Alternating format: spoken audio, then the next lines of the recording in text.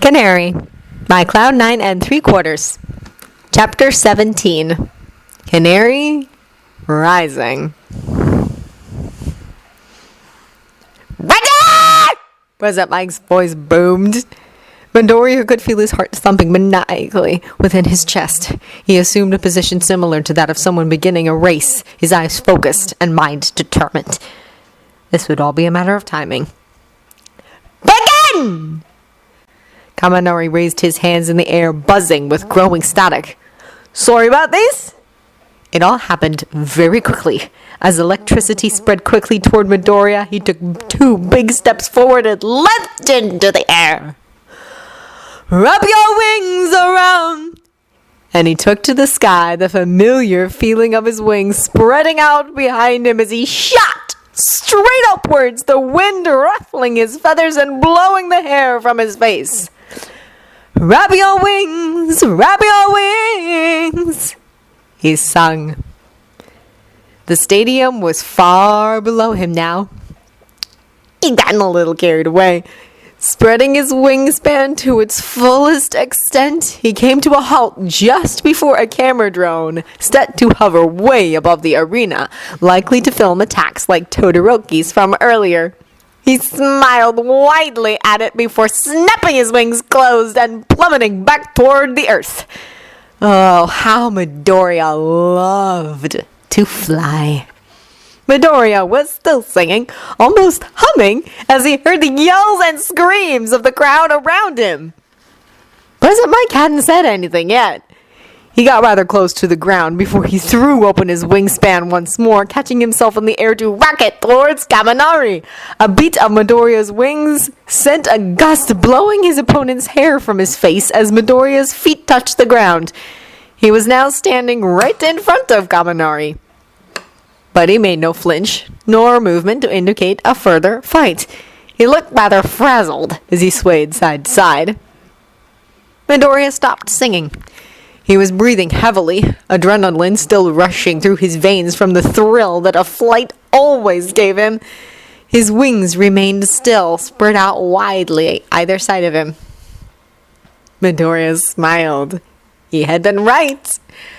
Kaminari had overused his quirk, and he now stood before him completely short-circuited. Cautiously, Midoriya tapped his forehead. He got the slightest static shock, but nothing more. With further confidence, he grasped Kaminari's shoulders, twisted him around, and pushed him towards the edge of the arena. As Kaminari tripped over his own feet and face-planted the concrete on the other side of the borderline, Midoriya was dragged back to reality with an ear-piercing yell. Yeah! President Mike screamed. Midoriya just grimaced at Kaminari's fallen form as the sound rang out. Kaminari is out of bounds. Midoriya advances to the next round. Midnight exclaimed, unable to suppress the smile on her face as she announced as such. Are you okay? Midoriya stammered nervously, pulling Kaminari back to his feet, almost hitting him on the head with one of his wings in the process. Yeah, the electric boy replied in a dazed expression. There was a robotic stretcher which arrived to take Kaminari away to Recovery Girl, perhaps in hope that she could do something about his quirk overusage, or at least give him a place to recover quietly. Wait, I don't understand. My information... Midoriya heard Eraserhead protest. Added to the sound of rustling paper, it was clear that he was glancing through his compiled information in utter bewilderment. Your information's out of date! President Mike replied enthusiastically. Realizing he was still standing in the middle of the sports festival arena, Midoriya decided this was as good a time as any to make his move and run as quickly as he could back towards the exit. Izuku Midoriya! His quirk! Living Melody! Continued Midoriya's teacher. When he sings a song, it can give him a specialized power-up that lasts the duration of his singing. Isn't that cool? His wings were definitely falling apart now, sending fading green feathers drifting away behind him as Midoriya hurried towards the steps down from the raised pitch. Hey! Canary! Midoriya, in surprise, stumbled and fell down the stairs. He was forced to do a flip to avoid slamming his head into the hard concrete. He landed expertly and turned to glare at Present Mike's commentary box. We want to hear you sing next time! Midoriya wavered before grinning sheepishly at him and then continuing to hurry towards the exit where Siren sat waiting for him dutifully, singing merrily herself. Don't you walk away from me! Class 1A. Stared. Of course, a good proportion of them had already encountered Midoriya at one point or another, whether it was because they knew the truth, or because they met him during lunch period, or heard Uraraka speaking out about the timid Quirkless boy in general studies. Mina was the first to break the silence. What? She cried, pulling at her horns. There's no way! Midoriya can't possibly be... Wait, isn't that the same guy from outside her class the other day? Frowned Sato. The one who tried pushing that brainwashing dude out of the way? Mina yelled. How dare you keep this from us? She just laughed. I only figured it out like a week ago. To be fair, he's not very good at keeping secrets, despite hardly being able to talk. Jiro smiled. You know too! She figured it out before me. Uraraka laughed sheepishly. And then we told Ida before he could listen to the radio and recognize Midoriya's voice. Wait! Mina had leapt to her feet, now standing on her chair to gaze at them all awestruck. He talks to you? He doesn't lack the ability to speak. Jiro rolled her eyes. He's selectively mute. So what? He chooses to be mute to me, but not you lot? Don't you think that is rather disrespectful, Ashido? Exclaimed Ida. Besides, I failed to recall a situation where the two of you have even had the chance to converse. I go to the same dance class as him! She protested, putting her hands on her hips. Now we'll keep it secrets. Gaped Sero. He'd only just returned from Recovery Girls after being frozen solid by Todoroki. You and Canary go to the same dance class? Well, I didn't know that, did I? Wait, is the secret the fact that Mina goes to dance class, or the fact that Midoriya also goes to a dance class? Frowned Uraraka. Both, Sero replied. Shouldn't we be freaking out over the fact that Canary is right there? Mina cried. And we know him? He could be our future classmates! Anything's better than Mineta. Yaoyorozu sighed. Ida had left at this point, ready for his match against that freaky support class girl. Speaking of which... Oh my god! We're going to have to fight him! Mina suddenly realized, collapsing back into her seat beside Momo. I don't get it! What's his quirk? Kirishima sighed. Person Mike didn't explain it very well. Has he talked to you guys about it? Mina questioned, turning to Jiro, who was sitting directly behind her. Not really, she replied. You don't just get over being mute all of a sudden. He takes a while to warm up to you. We started talking about quirks, Uraraka remembered. Oh, but then I stopped him in case we ended up facing each other in the sports festival, she moaned.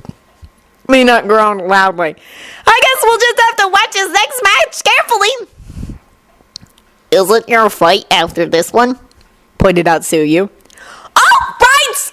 Mina exclaimed, jumping to her feet and swiveling around to grin menacingly at Koda. I bet that bird didn't hang around long. Koda blinked at her and then whispered in that squeaky voice of his. Actually, that was Canary's bird. Oh no! Scooping Siren off the ground. The more than 10 million points headband had disappeared at this point, likely stashed away somewhere secret. Midoriya finally hurried around the corner and disappeared from view.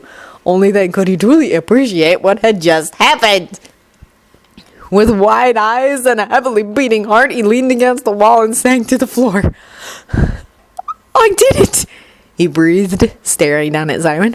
I actually did it! she exclaimed, actually hopping up and down in his hands. He actually Felt rather sick. he could feel the acid creeping up the back of his throat. Oh my god! I didn't! Now everyone knew. Everyone! Midoriya could still hear Present Mike as he confirmed that yes, that was Canary, and no, he wasn't Quirkless. Eraserhead's information really was out of date, but none of the words processed in Midoriya's mind. All they could focus on was the blurred image of a siren as his breathing grew faster and faster and a ringing filled his head. Midoriya blinked, eyes focusing in on Siren's tiny body properly again. Thank you, Siren. He choked, his voice once more returning to barely a whisper. He sat there for a while, thinking. Siren soon decided that his hands weren't a good enough perch and flew back up to his head to nestle under his lax. What was he thinking about? Well, not much. Perhaps it was just the solitariness that he was enjoying. Oh, okay. So, the world knows now. They know who I am, Midoriya told Siren. He was just staring at the wall now, knowing his bird was happily nestled on top of his head. Then again, they kind of knew already. The only difference now is that they know my name and what I look like. Oh, and my quirk too, I guess. That bit's not that bad, right? Chip, chip. Right. But, yeah, it's the people who knew me, not Canary, that I'm worried about. What will they say? What will they... Midoriya? He flinched dramatically, although Siren still managed to cling on as Midoriya scrambled to his feet. Hi, Ida, he stammered. Are you okay? Ida frowned. Oh, yeah, just thinking, Midoriya replied awkwardly, kicking at the ground. Well, you did very well in that match. Let me be the first to say congratulations. He grinned. Thanks. Sorry about stealing your team's headband back then, Midoriya added, pointing to Siren, who had been rather camouflaged against his hair. Oh, I see. Is that your canary? Ida frowned, adjusting his... What is that? Yeah, Midoriya grimaced. Ida, what are you wearing? Ah, yes. You remember Hatsune from your cavalry battle team? Ida began to explain. Midoriya fiddled with the headphones hanging around his neck. Oh no, poor Ida. Well, she has requested of me to wear some of her inventions in order to keep the fight fair and promote them in the process. He announced happily, clearly quite pleased with his decision of helping Hatsune. Midoriya gulped. Good luck, then. And to you. Ida returned, holding out his hand for Midoriya to shake, which he did. If I win this, I will be facing you next. Midoriya hastily pulled his hand away. Ah, right, yes. I'll see you then. Then.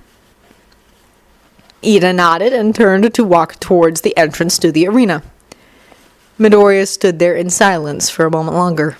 Only when Present Mike's voice boomed through the speakers announcing the next match did Midoriya begin to scamper his way up the stairs and back towards his seat. He hesitated at the top of the stairs. He was on the other side of the arena this time, so thankfully, he wouldn't have to walk past the backs of the Hero Course students. However, it did mean he had to hurry past all the other classes. Midoriya pulled his headphones back over his head, being careful not to squash Siren in the process, and he walked at a brisk pace down the corridor along the seating arrangements. He was thankful to Hatsune in several ways. Firstly, for helping him make sure his headphones were at least remotely soundproof, and secondly, for being such a good distraction for the crowd and the other first years, so Midoriya could theoretically hurry past without many noticing. Unfortunately, this plan was not a complete success. Hey, is it the Canary? Midoriya pretended not to hear them. Canary! Oh my gosh, it's him! I can't believe he's been hiding out amongst us for all this time. Didn't President Mike say he was like some super genius or something? Do you think he'll give me his autograph if I asked? He almost missed the entrance to his class's seating area in his haste. No one noticed him at first. Some optimistic glimmer of hope at the back of his mind said that perhaps they would respect his boundaries, smile and wave encouragingly at him, but just leave him be as he went to take his place beside Shinso, who currently had his hand over his face in disbelief as he barely watched Iida's and Atsume's fight, which had just become a commercial for her gadgets at this point. It was Kaneko with her cat-like senses who picked up on Midoriya's presence first. She did a double take before gasping and turning around in her chair to gaze at him with stars in her eyes. Midoriya! She exclaimed, causing the rest of her class to take notice of him too. You're Canary! Midoriya didn't say anything, only tensing his shoulders nervously as he wished that his wings had never faded so he could take to the skies never to be seen again. In the meantime, his class had suddenly leapt to their feet, scrambling out of the rows of chairs to surround him, wide smiles crossing their faces. I can't believe it! Exclaimed Matsumoto. Dude, you are amazing! Said Tachibana. Kaneko was bouncing up and down. Seriously! What didn't you tell us? This is the coolest thing ever! Hey, do you think you could sign something for me so I can show my friends how to skull? Questioned Kana. Midoriya blamed Shinso for his brief moment of sass when he then used sign language to say, I'd rather not. Kana just blinked at him, completely missing the joke as Midoriya heard Shinso snicker distantly. This makes, no sense. Kaneko scoffed, turning to her classmates, a few of which nodded dumbfoundedly in agreement. You're quirkless. And mute. Midoriya snapped before slamming his hand over his mouth in surprise. He had it planned on that word tumbling out into reality. Gosh, things were awfully difficult with speaking. It was like he had a faucet which he couldn't control in terms of turning on and off, so it spewed water out everywhere at the unlikeliest of times. Shinso grinned back at him through a gap in the crowd around Midoriya with that sadistic look of his. Put that in the past tense, and you'd be correct, Midoriya added, completely astounded by himself. Still rather desperate to get out of this situation, Midoriya started to push through the crowd down towards Shinso, but he was quickly halted by Oshi, who had grasped onto his wrist as he passed by. You can talk, she realized, a wide grin spreading across her face. How long have you been able to... Leave him alone, Shinso interjected, still not getting up, but his smile had quickly faded. A short-lived silence fell between them, filled only by the excitable cries of Atsume down in the arena. So what, you just don't want to talk to us or something? Asked Kojima, who rarely spoke to any of his classmates anyway. The hypocrite. Midoriya's eyes widened in fright, and he frantically shook his head. Talk to us then, added Kaneko, as curious as ever, despite the fact that Midoriya had already reached an all-time high in his word count towards them. Shinso actually did get up now, ready to properly intervene as Midoriya opened his mouth to reply. He stammered, choking on even such a simple word. All of a sudden, that mental shutter slammed shut between his mind and his mouth as he began to panic about what his disappointed classmates could possibly be thinking. And suddenly, it was hard to breathe. That feeling of bile rising up the back of his throat returned. He held his hands over his neck, tears prickling at the corner of his eyes in utter frustration of falling at such a pathetic social hurdle. Tweet! Tweet! And the bird hopped down from the very top of his head. Grasping into a particularly long strand of hair, Siren hung down so that her face was right before Midoriya's. Sorry, Midoriya breathed, focusing all his attention on Siren's beady eyes. I don't... Words... Swiftly, Shinso was there, pulling one of Midoriya's hands away from his throat and leading him down the stairs by his wrist. Who do you think will win then? Shinso questioned as he pushed Midoriya down into his seat, ignoring the worried stares of their classmates. Midoriya's eyes slowly drifted from Siren's form, now hovering beside him. back toward the arena. Ida, but Hatsume has complete control of him. Shinzo scoffed, as this entire time. She? Midoriya furrowed his brow. What was wrong with him? It had never been like this before. Perhaps he should just fall back to sign language again. That would make things easier, right? But he needed the practice. It was okay. He was just talking to Shinzo. She doesn't want to advance. Shinzo smiled at him, pulling out their strategy sheet. Midoriya had always been sure Ida would come in on top. Surely it would be better for her if she went on to win the sports festival with her creations. She won't. Can't. But Ida could. Yeah, but why would that be good for her? Midoriya took another deep breath and gazed down at Hatsume as she bragged about her many babies. Because if she shows that she is more than capable of defeating Ida, and then Ida goes on to win the festival, what does that say about her? It will more efficiently showcase her capabilities without having to risk losing or further damaging her gadgets. Shinzo frowned. Are you sure that's what her plan is? No, absolutely not.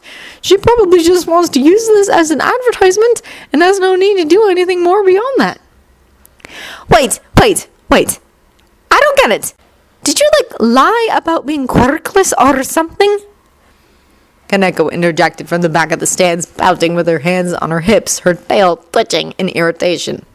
As Midoriya tensed up, Shinzo turned around and glared daggers at her after a brief glance towards Watanabe. He said, "Can you do us all a favor and for once in your life, shut up?" The girl gaped at him, clearly offended, her eyes flicking between Shinzo and Midoriya, who was vaguely watching the exchange out of the corner of his eye. "Hey, I'm just..." She fell silent when Shinzo activated his quirk. No one dared continue the conversation after that, and they slowly but surely filed back into their seats. Hatsume stepped out of bounds. Midnight's voice rang out over the rather bewildered stadium as Hatsume's advertisement finally came to a close. So, Ida advances to the next round. Koda's next, Shinzo realized as the audience cheered, possibly in relief that it was over. Oh, right, Midoriya exclaimed. Oh, that was loud, he realized, gingerly placing a hand over his mouth and glancing nervously at Shinzo, who just smirked and shook his head in disbelief. They're probably going to want to move on to the next round pretty quickly because of how long Hatsume and Ida took. Shinzo realized. He was quickly proved right, and the thoughts of Midoriya's troubles melted away as President Mike finally announced the beginning of the next match. Up next, let's hope we finally get a super flashy fight, he exclaimed. It's a big guy with a big heart, Koji Koda from the Hero Course, versus... Is there a purpose to the horns on her head? It's Mina Ashido from the same class! Midoriya grasped Siren from the air and then leant over the wall before him, holding Siren out towards the pitch where Mina had just started defying all the laws of physics by skating forwards on her acid, a determined look on her face. Go help Koda, but be careful, Midoriya insisted. What's this? President Mike exclaimed. Looks like Koda's taking advantage of the only animal not frightened of the noise we're making. The camera panned to Midoriya, stretching his arms across the wall as Siren puffed out her chest before leaping off his hands and soaring down towards Koda and Mina. Koda seemed a little stunned as Siren started dive-bombing Mina of her own accord rather than taking an order from him. Midoriya just mimicked Shinso's grin from a distance as Siren did her bit. It wasn't the flashy battle that President Mike had perhaps been hoping for. Mina seemed far more frightened of Siren than she was of her, but she was still sure not to use acid that could hurt her as she skated back and forth, desperately trying to get past Siren's defenses to reach Koda, who had now sucked up the courage to instruct Siren's movements. Whether she was actually listening to them or not was a completely different argument. In the end, Midoriya had been right in assuming that Kota would not come out on top. He kept backing away from his ever-approaching opponent until eventually he was forced to step out of the arena to avoid the puddles of acid creeping in his direction. Siren seemed to enjoy herself at the least. The next round, however, did not go quite as Midoriya had expected, mainly because he had no idea what this dark shadow was truly capable of. Shinso just smiled at him and sighed as Midoriya pulled another notebook from his bag and excitedly started to jot down as many notes as he could on one small piece of paper. Midoriya had all but forgotten about his earlier panic as he was drawn into the spectaculars of the festival. It was, in fact, only about halfway through Kirishima's and Tetsutetsu's drawn-out fight when something finally caught his eye. I'll see you in a bit, Midoriya whispered to Shinso, grasping the notebook he'd been jotting quick logistics in and hurrying from his seat. Where are you going? Shinso called out in reply, but Midoriya had already turned the corner before he had the chance to answer. Uraraka! Midoriya called out, waving as he hurried after her. Hi, Canary. She smiled. You did great out there. So confident, she insisted, punching the sky eagerly as she paused to talk with him. But her bubbly attitude seemed so much more forced than usual.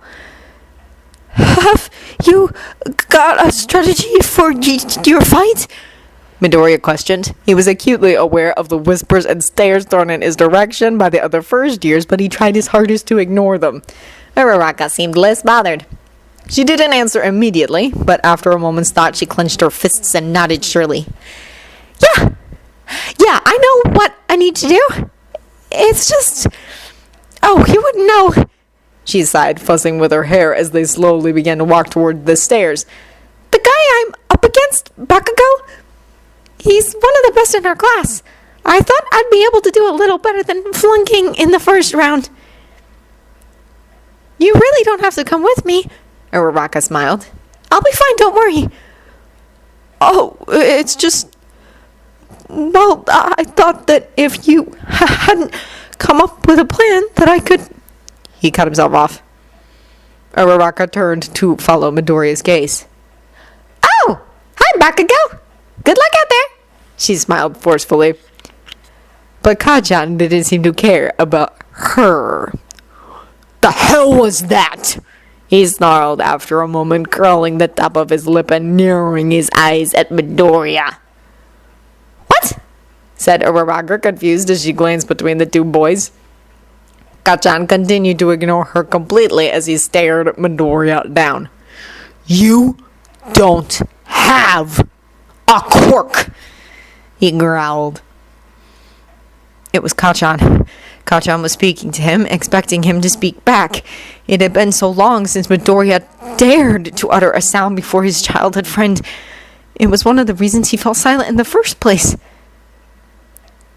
Actually, he stopped shaking, curling into himself in a primordial instinct to make himself appear smaller. And that feeling of unrivaled fear was replaced with that hot, molten lump of an emotion that had been slowly building inside his gut for so long. Anger. All of this was Kacchan's fault. If it weren't for him, none of this would have ever happened. He's the reason he gave up on his dreams, the reason he stopped talking, and thus the reason he never found his quirk. If it weren't for him, Midoriya could already be in the hero course. He wouldn't have to suffer through the pains his mind supplied, or the stress in the build-up to the sports festival, or the radio station, or Siren's little tantrums, or even Shinso's quirk problems. He would have missed it all. I do, Midoriya whispered, his eyes slowly drifting up to meet his.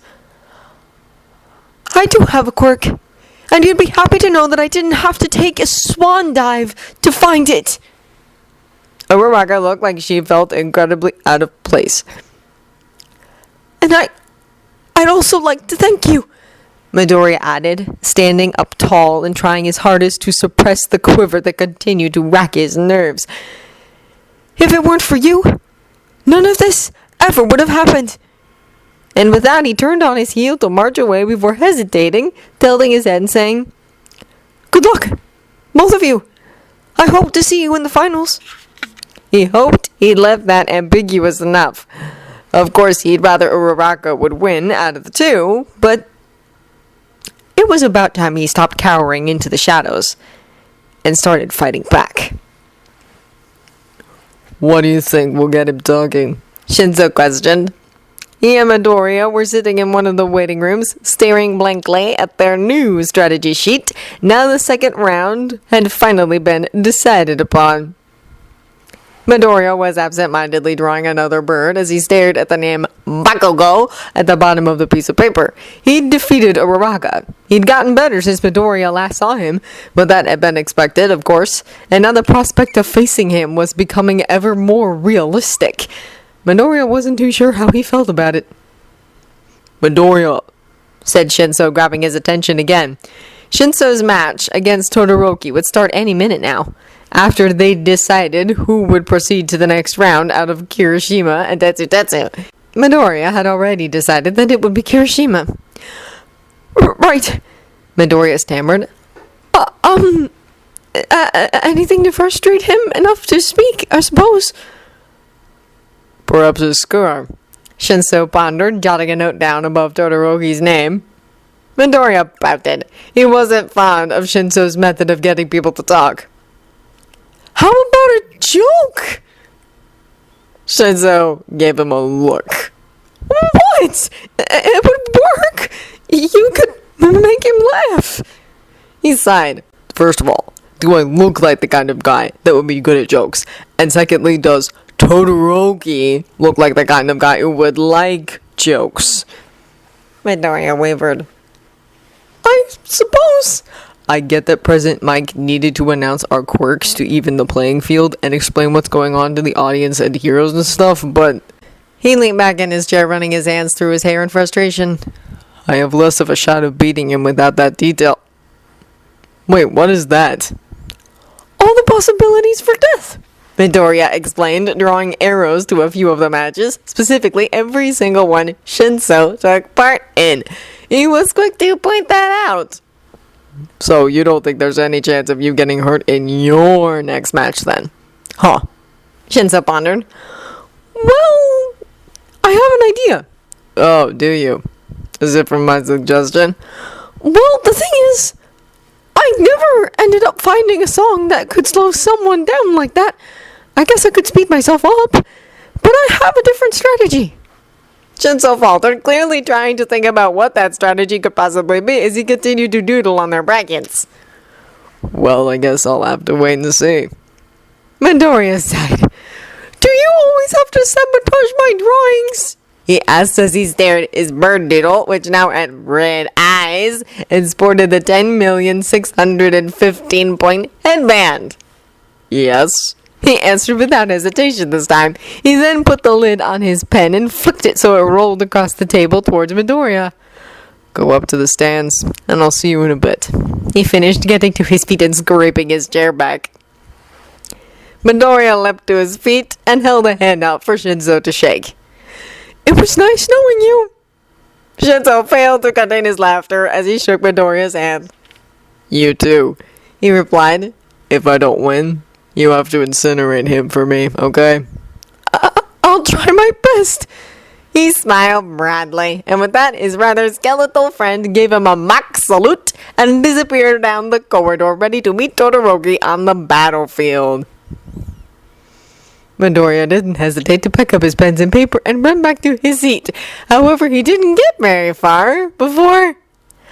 Canary! Oh no, not again. Midoriya jumped several meters backwards as Mina tried to throw herself at him for a hug. That was so cool! She exclaimed, completely overlooking the fact that Midoriya had intentionally avoided her touch. Midoriya smiled meekly and started begging away. Like, oh my god! I can't believe all this time we were talking about Canary in dance class and... Mino! Midoriya exclaimed in a hushed voice. You tell anyone about that? Did you? About dance? She frowned, cocking her head to one side. You talked to my God! That was a secret! He blinked at her, unbelieving that she dare give out the only thing he trusted her with. You're talking? No. Oh, sorry. I thought that, well, considering that not everyone knows you're Canary, that you wouldn't mind. I'm really sorry, though. She insisted. Midoriya let his shoulders relax with a sigh. He supposed it wasn't that big of a deal anymore anyway. It's the first match of the second round! Midoriya flinched. Shinso, I have to go, he insisted and ran off without waiting for a reply. Lena instead simply yelped as Siren reappeared and whizzed past her to follow Midoriya back to his seat, desperate to witness the fight. For whoever won would be fighting whoever came out on top of Midoriya's match. It's the seemingly unstoppable force that's been front-running this entire competition, Shoto Todoroki, versus the underdog with a pretty terrifying quirk, Itoshi Shinso! What do you hope to achieve by winning this festival, son of Endeavor? Shinso snarled. His opponent simply narrowed his eyes at him, making no attempt to speak. All you'll do is win and show the world that you're just an upgraded version of your father. What about people like me? People like Canary? We need this so much more. Begin! Todoroki slammed his foot forward and the ice began to creep along the floor towards Shinso. Don't you hear me, Scarface? What have you got to lose compared to me? But he didn't reply. And the ice surrounded him. It shot straight upwards, covering every muscle in an instant. Shinso is unable to move. Todoroki wins. Tears pricked at Shinso's eyes as he gazed up at the stands. He could see Midoriya standing there. His headphones were on, face determined. He gave him a nod and disappeared. Teeth gritted in frustration. Shinso glared at Todoroki as he put a hand on Shinso's chest, warmth spreading out from it as he thawed from his icy prison. I have nothing, Shinso snarled. I've started from the very bottom of this hellhole of a society. Know that Canary has too. And he will beat you for me. Then I hope you'll look forward to seeing those places filled in your godforsaken class. Because we'll be taking them. But no words left his mouth. He didn't even meet Shinso's eyes. Just like it had always been. Nothing ever changes. Except, perhaps for Midoriya. Midoriya cracked his knuckles as he waited by the entrance to the arena. He was more determined than ever to win this, or at least get past this match. He needed this. Next up, we have another young hero following the footsteps of the family legacy, Tanya Ina! Midoriya wasn't hanging around. He needed this song to be as powerful as possible. And no one said anything about him not being able to start singing before the match started.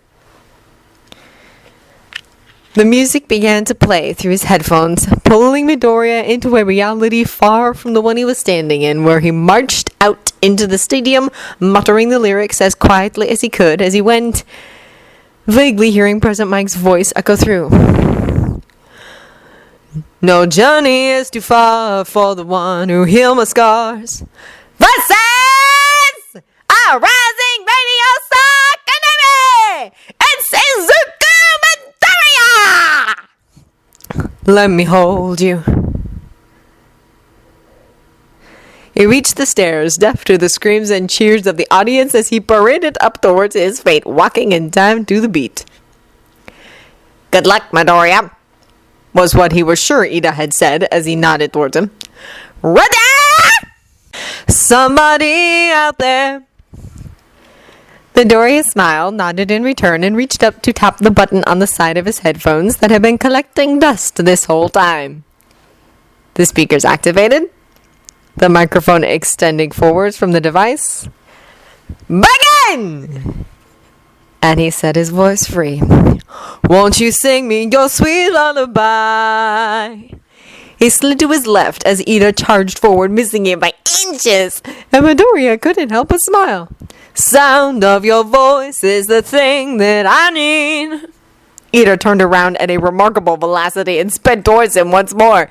Midoriya flipped, this time leaping right over his head and rolling to a stop on the ground before scrambling to his feet and darting out of Ida's path with startling agility even for him. He supposed people knowing about his dance classes really wasn't that much of a leap from what he could already do. 'Cause I just need your song. Jump. Something to sing along. Dodge. When I'm not. Flip! Midoriya was beaming, literally dancing with the enemy, and was unable to lay a finger on him as he leapt from side to side. But he could see the determination growing on Ida's face. He'd use that super move of his in a moment. He'd been stalling, unsure of what Midoriya would do. Come on, just a little longer. And as Ida went full throttle, speeding towards him like a juggernaut as Midoriya braced himself for an inevitable defeat. So sing to me. Midoriya's quirk overcame him. He stopped singing as Ida's eyes rolled to the back of his head, plummeting towards the ground before Midoriya. He lunged forward and grasped the back of Ida's shirt, suspending him millimeters from the ground and saving his glasses, which barely remained hanging off the bridge of his nose. Well played, Midoriya. Ida moaned as Midoriya pushed his headphones from his head so they dangled down over his shoulders. He began to drag him across the arena to the edge as the crowd roared. Why am I so tired? Ida barely managed. Interesting, isn't it? Midoriya replied as he pushed him over the line. It gets more and more powerful every time I use it. Ida is out of bounds. Midoriya advances to the next round. Midnight Guide. Yeah! Canary! Present Mike cried as Midoriya crouched down beside Ida, trying to help him up.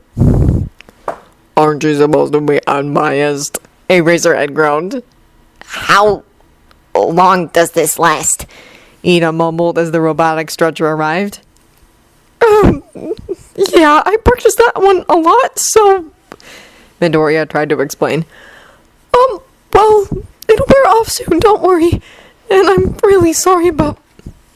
Don't be sorry about being winning.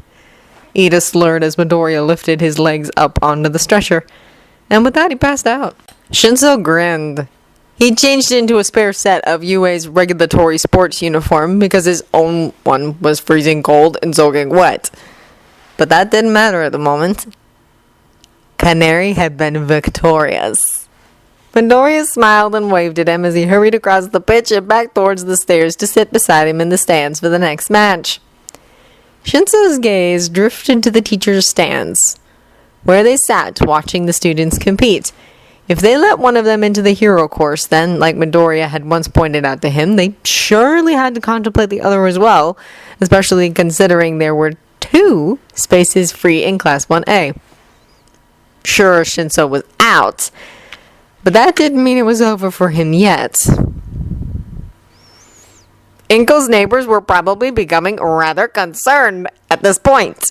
She was surprised she had enough tears to fill the constant need to bawl her eyes out as she watched the sports festival through blurry eyes and the frequent tissues she held across her running nose. Her baby was singing and dancing and he was smiling. It didn't even matter if he won or not. He had become a winner in her eyes ever since he uttered his first word. Songs used in this chapter: Wings by Hertz and Lullaby by Paloma Faith.